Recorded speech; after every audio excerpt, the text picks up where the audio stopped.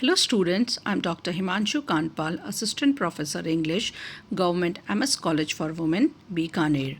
Today we are going to start a new poem, One Day I Wrote a Name by Edmund Spenser, which is included in BA Part 1st Syllabus of English Literature. We are going to begin with about the poet. Edmund Spenser, a stalwart poet of Elizabethan age. Stalwart means eminent, hard-working poet of Elizabethan age, was born in East Smithfield, London, and studied at Merchant Taylors' School, Northwood, and Pembroke College, University of Cambridge. Spenser was one of the important literary figures of the English Renaissance, along with William Shakespeare, the greatest dramatist of the age, Philip Sidney, Christopher Marlowe, Ben Jonson, John Donne, and John Milton. Charles Lamb called him the poet's poet. Why? Because of his high quality of his poetry, and we can say for his unique innovations in poetry. He is well known for his allegorical or symbolic or metaphorical poem, The Fairy Queen, written about 1590, which is written in honor of Queen Elizabeth. This poem also glorifies England and its language.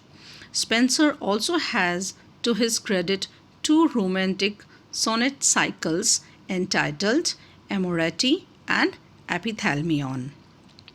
Spenser experimented with the sonnet form and developed a unique form which came to be called Spenserian sonnet.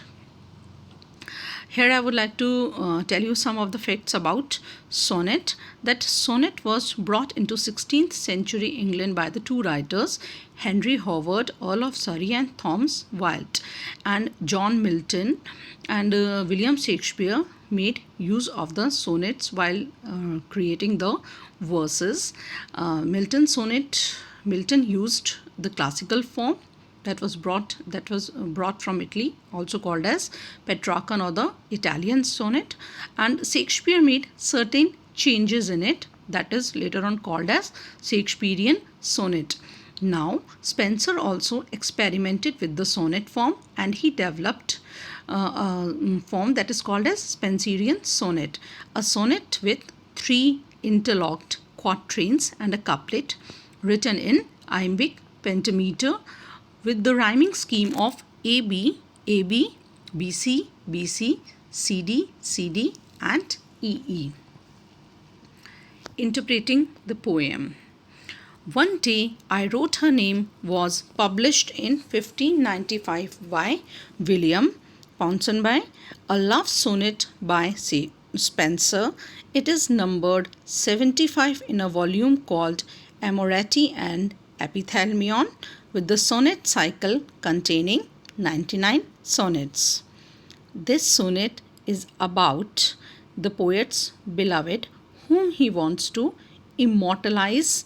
Immortalize means to bestow unending fame through his verse. This sonnet is also titled as One Day I Wrote Her Name Upon the Strand, and in this sonnet we can say Spenser weaves a tale about the ocean, love, and immortality. The sonnet opens in a perfectly romantic setting. The lover and the beloved are sitting on the beach. The poet lover is in exalted mood. He is in happy mood, is trying to write his lady's name, his beloved's name, on the sandy beach, but the sea waves wipe it out. He writes about being at the beach with his beloved and writing her name in the sand. As expected, a wave comes and washes away her name. He makes a second unsuccessful attempt. Watching him doing this, the beloved intervenes by calling him she interrupts by calling him vain man. She further reprimands. Reprimands means to reprove sharply him for his futile enterprise, for his futile act of trying to immortalize a mortal being.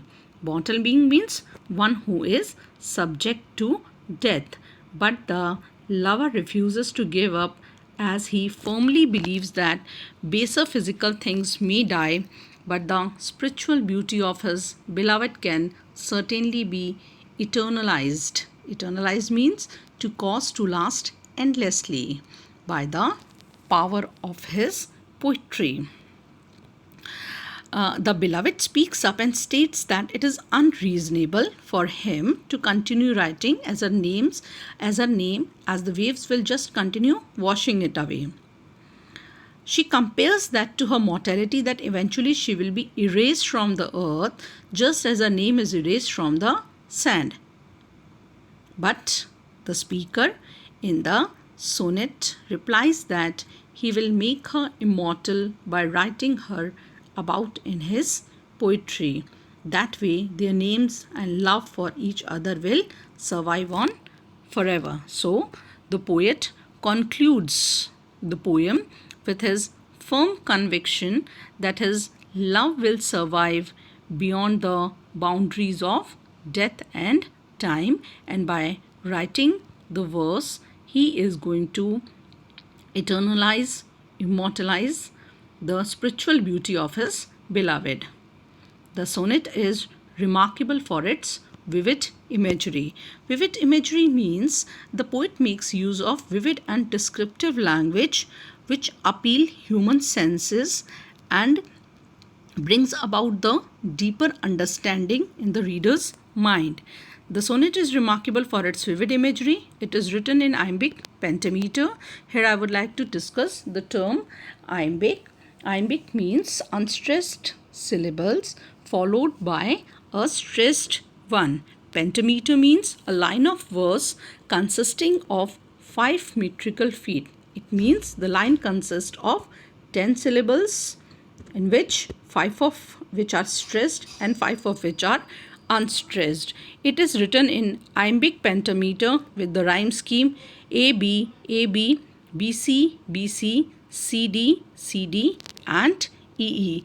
This is all about the interpretation of the poem. Thank you.